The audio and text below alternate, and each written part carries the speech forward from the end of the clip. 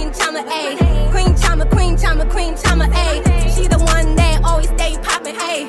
Flow crazy and it got my head bobbing, ayy. My nose fat till you joints looking snotty, ayy. Brown skin cascade down my body, ayy.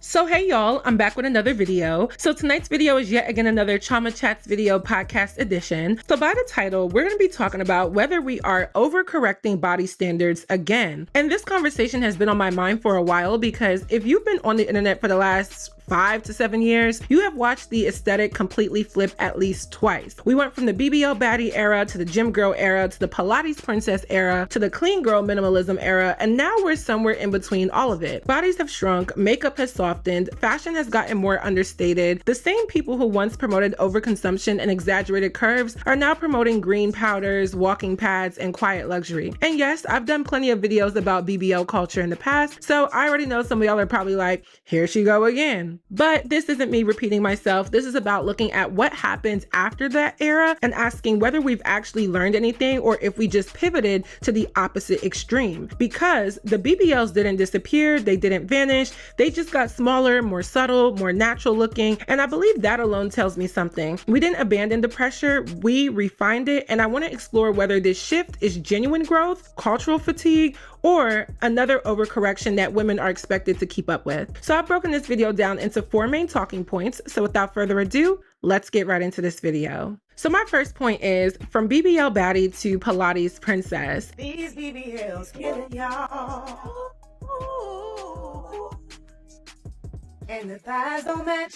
Well, turn to your neighbor and say. So taking out their BBLs, they want to lose weight. So it's so hard to chase because again, our bodies are a commodity. So it's like, even me as a woman myself, like, I don't know how we do it. Yeah, literally. It's a lot of pressure. It's a lot of pressure. Like, It's crazy. If you rewind in the late 2010s, the dominant aesthetic online was very clear. Curves were exaggerated, waist trainers were everywhere, Fashion Nova had a chokehold, Instagram models like Ari Fletcher and Jayda were setting the tone for what was considered desirable, especially for Gen Z and younger millennials. The rapper baby mama aesthetic became aspirational. Before that, older millennials had their era shaped by video vixens and women like Buffy the Body, and then later Amber Rose and Blac Chyna helped solidify that hyper curvy silhouette in mainstream culture. You cannot talk about the modern beauty standards without acknowledging the lineage. Then the BBL boom made that look more accessible. Suddenly, the hourglass figure was not just rare genetics, it was attainable through surgery, and it became normalized to the point where if you did not have that shape, you felt behind. But I think what's interesting is that the look did not disappear. I just believe it evolved. Instead of dramatic proportions, the new version became smaller, more balanced, less cartoonish, if you will. And that shift alone suggested a correction. But if you fast forward to now, the aesthetic is leaner, it's toned, it's Pilates arms and slim hips, it's long walks and protein bowls. Rapper Ice Spice became a huge talking point when her body changed. People literally said her ice melted. Oh, did I say that? Yeah, I think that was me.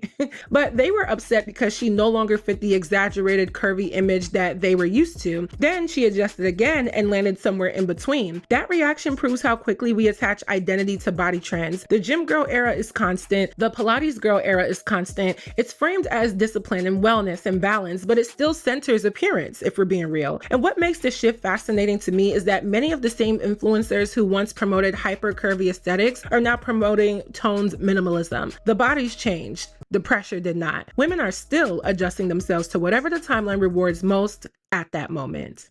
Moving on to point number 2, the Ozempic era and the quiet weight loss. Any of them ever, like, I've tried everything. It's just the science for me, calories in versus calories out. Ozempic works because you eat less food. yeah, it That's makes you full. So if you, right, it makes you feel full. So if you can just do that on your own and get mind over matter, it's the same. Another layer that does not get discussed enough is how pharmaceutical culture quietly entered the conversation. You would be surprised how many emails I've personally received asking me to promote GLP-1 medications or weight loss related sponsors. And I have declined them, not because I'm judging anyone who uses those medications, but because I genuinely do not feel comfortable promoting something when I don't fully understand the science or the long-term effects. If something were to happen to someone because they tried something I casually promoted, I would feel bad. I would feel horrible. And so that influx influx of sponsor requests alone tells me that there is money flowing heavily into this space. Publicly, we're celebrating body positivity, but privately, there's a massive push toward medically assisted weight loss. Suddenly, a lot of people look slimmer, more controlled, more toned, like I said, and the framing is all about wellness, right? But culturally, the reward is still an aesthetic. And we've seen this before. Thin was aspirational in the early 2000s. The curves were aspirational in the 2010s. Now we're watching a return to slimness, but dressed up as health optimization. And that's a very important nuance because when the dominant body type shifts again, women internalize that shift whether they mean to or not. Think about it. You do try to. It doesn't mean no one should pursue health, but it does mean that we should recognize how quickly a collective pivot can start to feel like a new standard rather than a personal choice. Now, moving on to my third point, that is social media speed and trend fatigue. Your body is not a trend. I am all for participating in trends, we know this. But as a newly 25-year-old, I have noticed the consistent switch and trend of what is deemed as the perfect woman body or the ideal woman body. I have lived through the 2000s. That's when my brain was forming, and it was when I was basically wired to see a certain type of woman as the standard. As a Puerto Rican girl at that time, I never really saw my body type being deemed as attractive or ideal, and it really messed with my head. I was trying diets in middle school. I was afraid I couldn't pull off certain clothing, basically just super hyper aware of my body. Then in high school, everything kind of shifted. I started being told how beautiful my body was. I like to call it the Fashion Nova era. Fashion Nova was at its prime because the models were seen as the most beautiful women because of their body types. Everyone was getting BBLs or wanting to get BBLs or talking about getting BBLs. Everything was about the ass. So it was okay if you were a little bit heavier as long as you had a booty. The ideal woman had changed. I started to see skinny women, my friends who happened to be skinny. All of a sudden, they were feeling badly about themselves. Then around, I want to say 2020, we thankfully shifted into inclusivity, which celebrates all body types, and plus-started women started to feel included in the conversation as well. They're being celebrated, recognized for their beauty. Everything was going great. And now, hi Ozempic.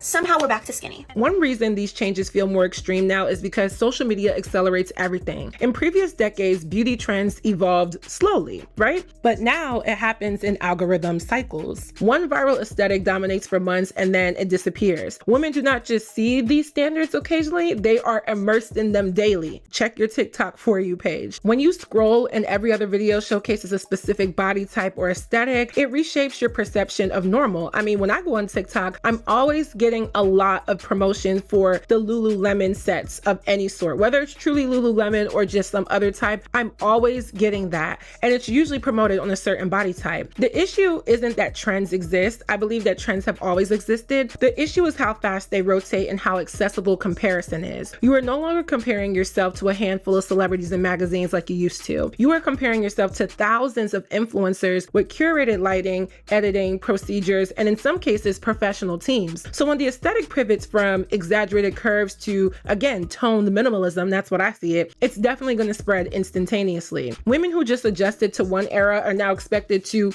pivot again, adjust again. And that constant pivoting creates emotional fatigue and financial strain. It also creates new wardrobes, new routines, new products, new gym memberships. The aesthetic might look softer, but if we're being real, the upkeep is still demanding. Like I said, the pressure did not disappear, it just changed its outfit.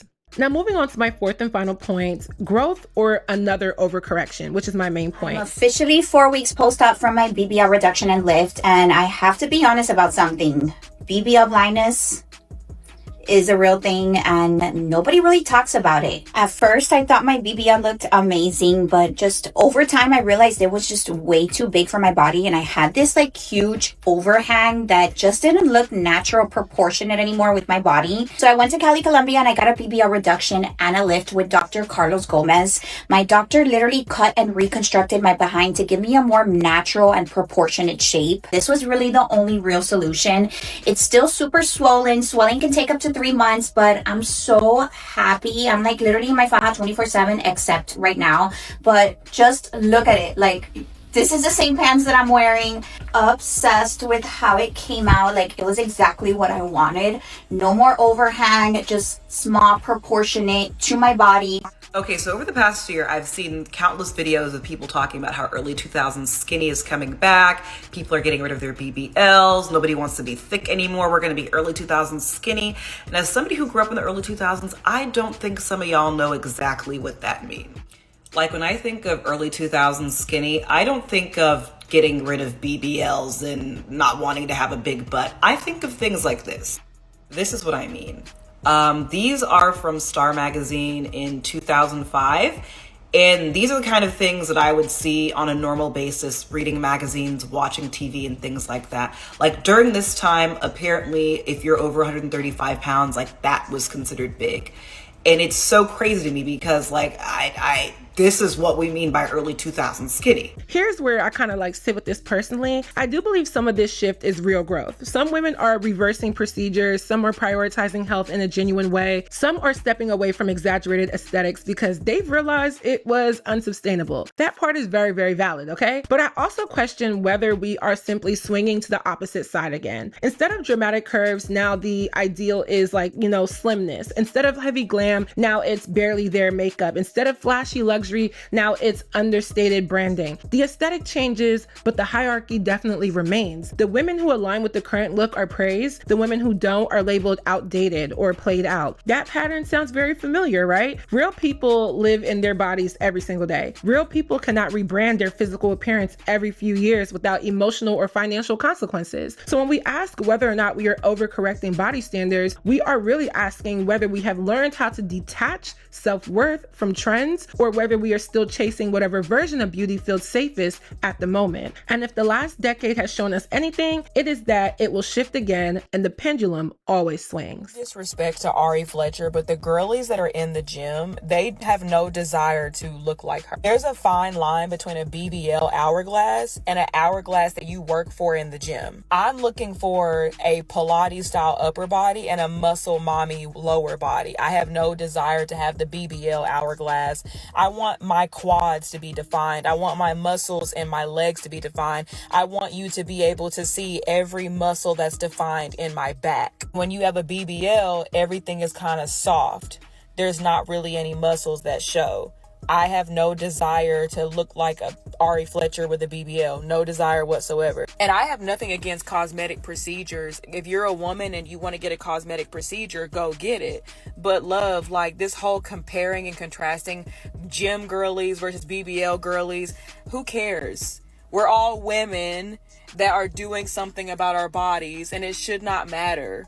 It just should not matter, honestly. So just my closing thoughts on this, I definitely have to continue to ask, are we overcorrecting beauty standards again? I think there's a strong argument that we are. I mean, some of this shift towards wellness does feel necessary. Some of it feels very reflective. But when an entire culture pivots this fast and the women who don't pivot feel pressure to catch up, that tells me that we may not have fully addressed the root issue. Beauty standards do not disappear. They just evolve. And when they evolve too quickly, the cost of keeping up becomes invisible, but it's definitely still there. But I do want to know how y'all feel. Does this era feel healthier to you? Do you feel less pressure than during the height of the BBL era? Or does it feel like the same cycle dressed up differently? So that is it for this video. I hope you all enjoyed. Please let me know your commentary on my commentary down below. What do you think? What do you know? Let me know. Check down below because I still have my links up to my newest vlog as well as my business vlog with my models. We are doing some great things. Also, if you're a business owner anywhere, I don't care where you are, and you're looking for promotion through my models, definitely send us a DM. We are on Instagram at Queen Team Models. Hit us up. We have some affordable rates for y'all. And last but not least, don't forget to follow me on all of my social media networks. I love y'all, and I will see y'all in my next one. Bye, y'all. Baby, tell them Chioma is your lady. Started making guap and these chicks to start hating.